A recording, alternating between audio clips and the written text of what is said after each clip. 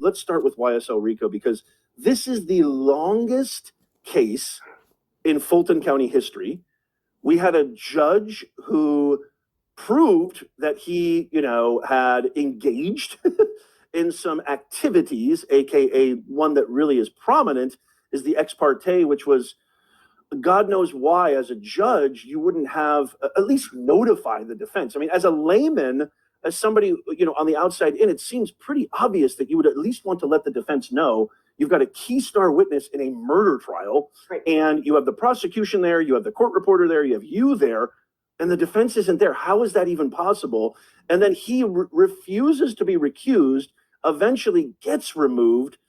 I mean, here's my question to you. As somebody who is an attorney who has a very long history of credibility, and you have the ethos for this, when you're watching this trial unfold, and now we've got Judge Whitaker in there, what are your first thoughts? Like, what are you thinking about, the district attorney Willis, the prosecution team, the judge, the defense? From an outsider, give us your assessment. What is happening with this YSL Rico trial? Will it end anytime soon? Is there any way out of this? I mean, up until recently, it's really just been embarrassment, because Right. Fulton County is, everyone's watching. And, when I'm in court and the news is watching, I make sure, I try to be professional all the time, but if the world is watching, this is a glimpse into the justice system. And if we don't have faith in our justice system and how it works, then we've got a big problem. So, I think it's unfortunate because it's embarrassing. It's interesting because wherever I go, I was in Seattle for a conference 3 weeks ago, and somebody came up to me because they recognized me and said, "Is Fulton County really that bad?" That's what you're hearing from people. Is it really that bad?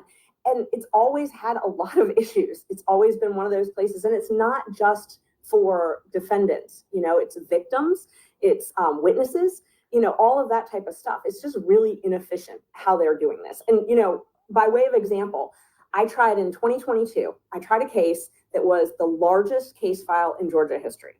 So it was investigated by the GBI. It was the largest case file to date. I tried it in 3 weeks. Wow. If you can try the largest case file in Georgia history in 3 weeks, why are you taking, we're going to be at 3 years soon in my trial, Right. And so every time I see it, I'm like, why are we going over, why do we have a witness testifying for 3 days about some marijuana? Why? And that sometimes it's overkill. Who's even gone on the record and said, I lie all the time. I mean, Little Woody's the key witness, right? Kenneth Copeland. And he's literally said, I don't tell the truth. Right. Well, okay. That's actually, I'm really glad you brought that up because Paul Howard had this case. So this case was being investigated by Paul Howard originally, so just to give you some Fulton County history. Paul Howard, yeah. Yeah, I was going to say, let me give you some history because, I live here. So I'm like, I know these people. Yeah. So Paul Howard was a very long time district attorney in Fulton County. Okay. So it's important, I think, to know the history here. Before Fannie Willis, right? Yes. She worked for him. Okay. So she worked for him until she decided to run for judge. When she decided to run for judge, he said, you can't run for judge and work for me, so you got to go. So she left, entered private practice, ran for judge and lost. Then she decided to take his job. She decided to run against him. And it's interesting because he was embroiled in controversy. He had some lawsuits, some sexual harassment suits, mismanagement of funds, things like that. It's that's what's crazy. So we all were really supportive. I supported Fonnie Willis. We all supported her, because Paul. You were friends with her, correct, before all this? Very much. Yes. I want to talk. We'll talk about that soon. Yeah, go ahead. Sorry. And so Paul Howard had these problems, but why I bring it up is he had this case. All of these facts are not new. The YSL case. This is all old allegations. Wow. So, and he had decided not to prosecute it, and he was pretty vocal about why. He said, you can't trust Woody. I'm not going to bring a case where the witnesses aren't trustworthy. So he didn't want to do that. So all of this investigation was all done before Miss Willis took office. So she takes office and she's like, I'm going to go ahead and prosecute it. And it was a very, very contentious decision. There's a lot of people that used to work for her office that don't anymore, that didn't necessarily agree with her opinion.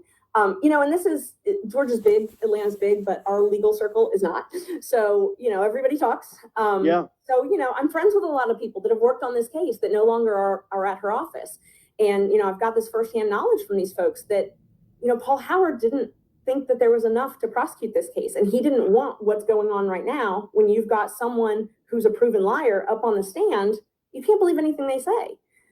He didn't think that was enough to prosecute. He wasn't going to hang his hat on that. Wow. But we've got a difference. And it, you know, it's unfortunate, but we've got a DA who wants to show she's tough on crime, wants to show she's tough on gangs. And this was the poster case for that. You know, the problem is you've got to know when to stop, you know? I have another opinion as to why fans